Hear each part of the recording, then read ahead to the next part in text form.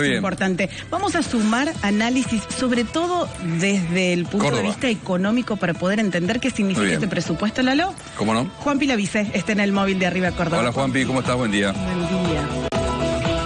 ¿Cómo están todos? Muy buenos días para ustedes y sin lugar a dudas que el fin de semana terminamos con la noticia de este anuncio sobre el proyecto de ley del presupuesto 2025 a cargo del presidente Javier Milei, que dejó varios números y cosas para ir proyectando, también pensando hacia adelante con una inflación del 2025 del 18,3%, un dólar a 1.207 pesos, un análisis como ustedes recién lo hacían político muy importante para tener en cuenta algunas figuras, gestos, acciones, pero también, por supuesto, que nos metemos de lleno en lo que tiene que ver el análisis económico. Y por eso vamos a hablar con Marcelo Capello, quien es economista y vicepresidente del IERAL. Bueno, un anuncio, Marcelo, buen día, que lo termina dando el presidente para hablar de números reales que se pueden. ¿Cómo han visto este análisis? Sí, buen día. Y los números en el presupuesto o en el proyecto de presupuesto están los números de la macro que se prevén para el año que viene y los números propiamente fiscales del Estado. En lo que es la macro, y vos lo decías recién, para el año que viene se espera una inflación del 18,3%, diciembre contra diciembre, lo cual implicaría una inflación mensual promedio de aproximadamente 1,4% por mes. Recordemos que ahora estamos en torno al 4%. Es una inflación esperada un poco optimista. Supongamos que en diciembre la inflación, y teniendo éxito el gobierno, esté en 3 o un poquito por debajo de 3, pasaría al año que viene a ser, de acuerdo al presupuesto, en promedio 1,4% por mes. Optimista, pero no imposible. En la producción se espera que crezca un 5%.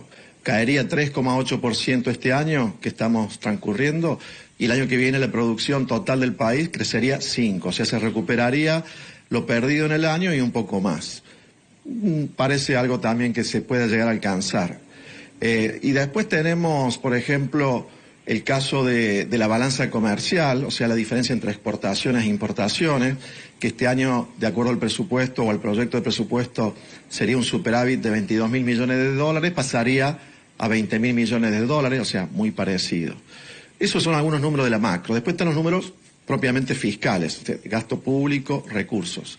Por el lado de los recursos, lo más importante sería que a nivel nacional se prevé eliminar el impuesto país el año que viene, es decir, no habría más ese extra sobre las importaciones que se venía cobrando en los últimos meses y que desde septiembre bajó desde 17,5% a 7,5%, iría a 0% el año que viene.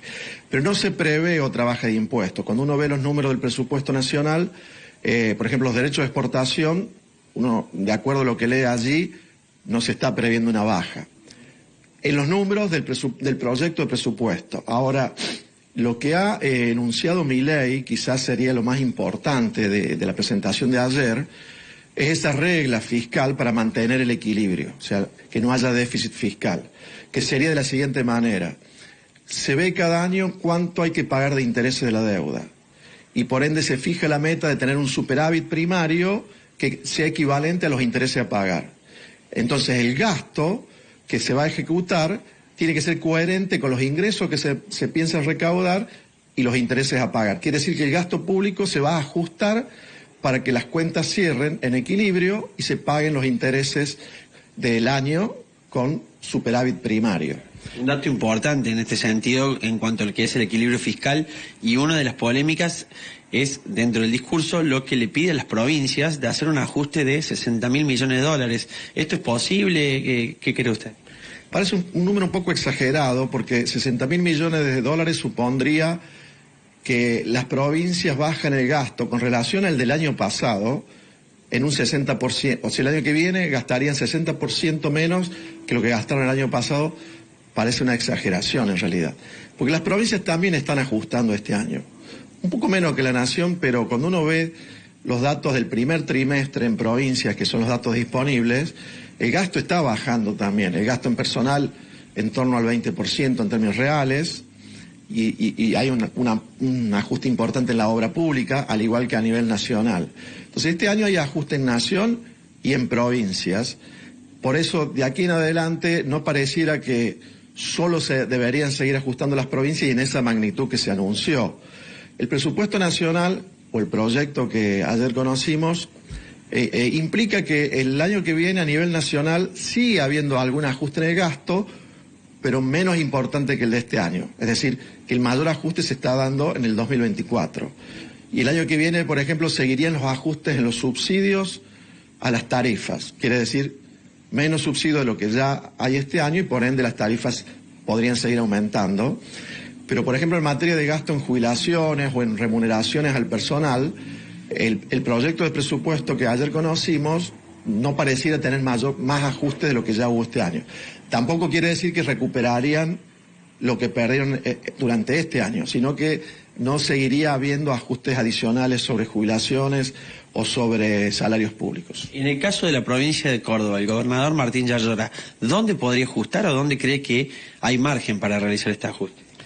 Al igual que en el conjunto de provincias, en Córdoba uno ve también en los números de este año, que se conocen, de que ha habido un ajuste en términos reales. El gasto en personal, o sea que aumentaran los salarios o el gasto en personal menos que la inflación. También en la obra pública hubo un ajuste, quizás menos de lo esperado en un año como este de recesión y con menores ingresos, pero se gasta menos en obras que el año pasado. Seguramente en la provincia de Córdoba y en todas las provincias y en la nación y en los municipios queda todavía una tarea de ver en cada tipo de gasto, en cada función del Estado, cómo lo pueden hacer más eficientemente, cuánto menos podrían gastar para liberar recursos para bajar la presión tributaria que todavía bajó muy poco, ¿no? Esa tarea queda y sería muy importante que los gobernadores, los intendentes también la sigan asumiendo. Gasto por gasto, ¿dónde podemos ahorrar? ¿Dónde podemos ser más eficientes para liberar recursos, para bajar los impuestos? Pero las provincias están haciendo ajustes este año, quizá relativamente un poco menor que la nación, y se supone que eso debería seguir siendo así. Muchísimas gracias. A ustedes.